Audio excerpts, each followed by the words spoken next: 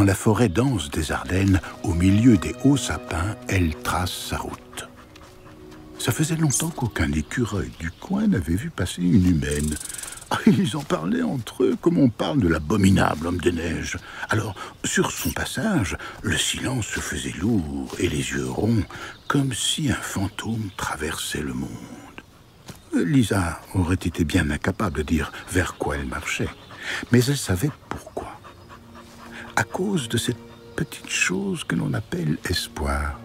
Une petite étincelle tout aussi puissante que fragile qui vous poussera à faire des choix dont seule l'histoire vous dira s'ils étaient bons ou vraiment stupides.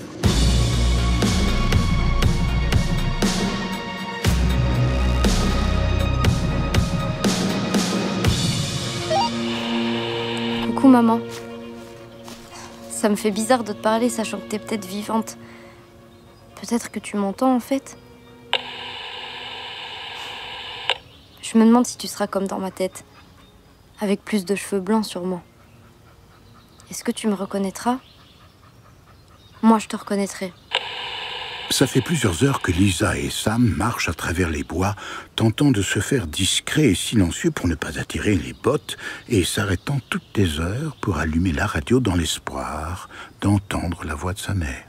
Mais jusqu'à présent, tout ce qu'elle a trouvé sur sa route, c'est une collection de messages qui tracent les contours d'un monde désespéré. Maison Blanche au Grand Carrefour.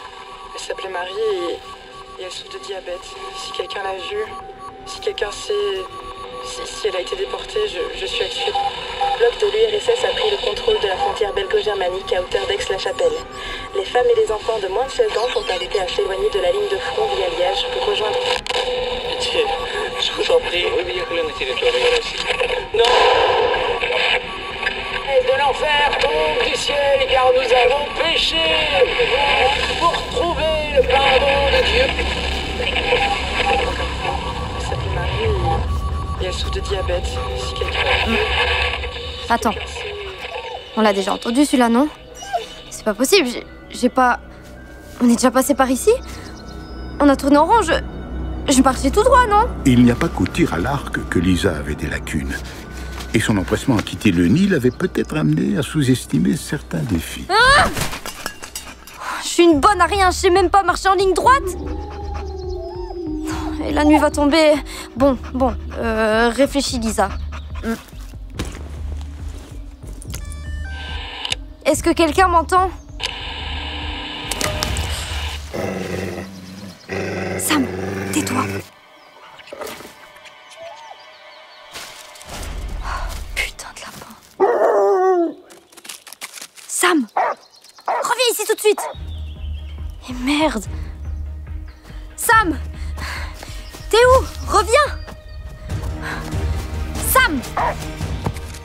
Non.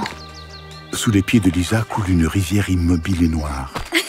L'herbe a beau percer l'asphalte par endroits, ici, la nature n'a pas encore complètement repris ses droits. Des voitures?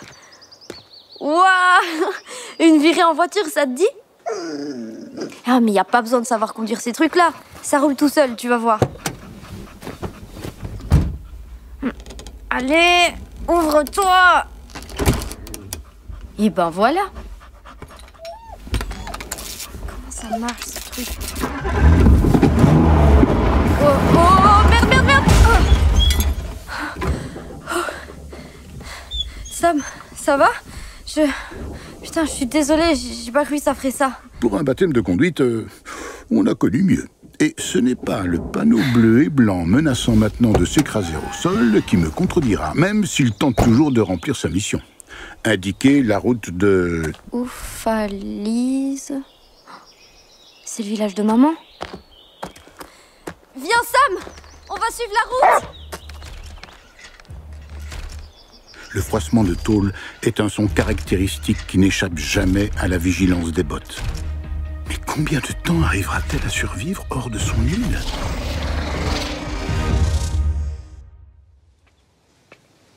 Lorsqu'elle atteint enfin le village, la nuit est en train de tomber. Malgré la pénombre, Lisa parvient à déchiffrer les restes d'inscriptions peintes à la bombe sur les façades de certaines maisons. 2 femmes et 5 enfants. Je comprends pas. Ça veut dire quoi, les croix sur les portes? Même si Sam pouvait parler, il aurait été bien incapable de lui répondre. Et puis, au coin d'un carrefour... Des fleurs? Regarde! Des tournesols sur la maison là-bas!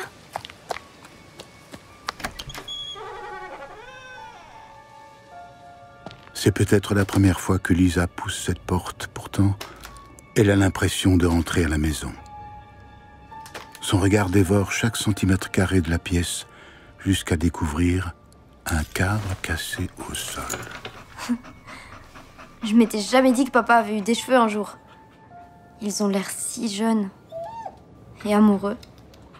Sa mère, à qui elle racontait sa vie chaque jour, comme on passe des heures au téléphone avec sa meilleure amie, cette femme dont elle dessinait sans cesse les traits dans son imagination, elle n'avait pas besoin de l'avoir connue pour l'aimer. Et cette maison la rendait presque réelle. Lisa. T'as vu, Sam? Il s'appelle comme moi, le livre. 9h27, 3,7 kg, recours. C'est moi? Tu es si petite et le monde est si grand. Parfois, je me demande si tu m'en voudras plus tard. Si j'aurais dû t'éviter tout ça. En finir avant de commencer. Et puis, tu me souris et je sais. Je sais que tu es faite pour vivre, avec ou sans moi. Mais je l'espère avec moi. Ta maman qui t'aime.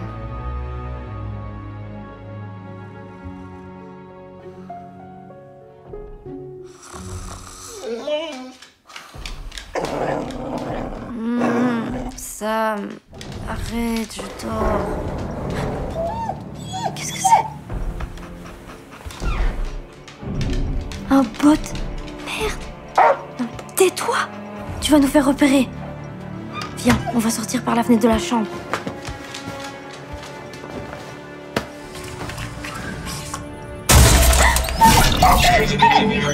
Ok.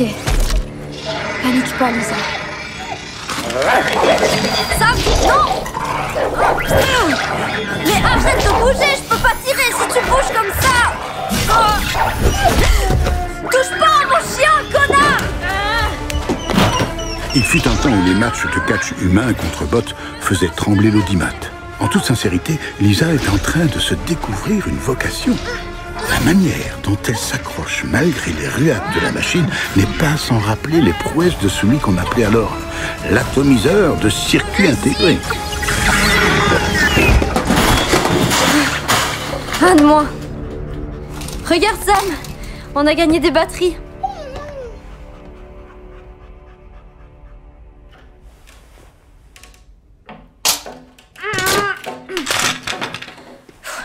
Bon, je crois qu'il n'y a plus rien à en tirer là. Si on allait explorer le village avant de continuer. T'en dis quoi? En plus, faut qu'on trouve de la bouffe.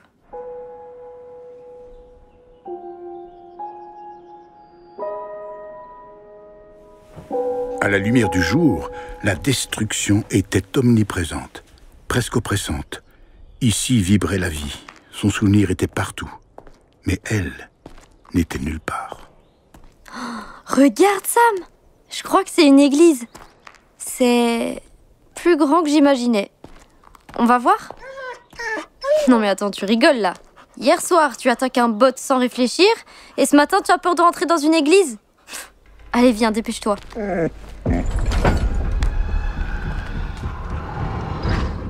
Waouh! Quelle lumière!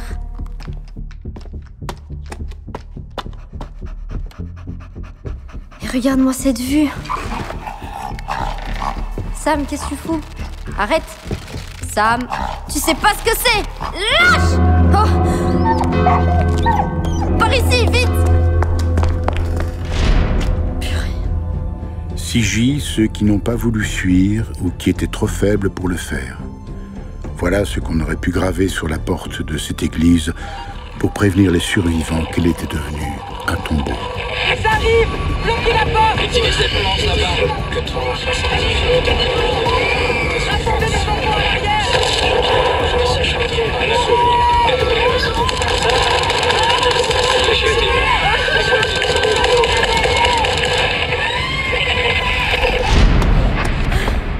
Lisa remplissait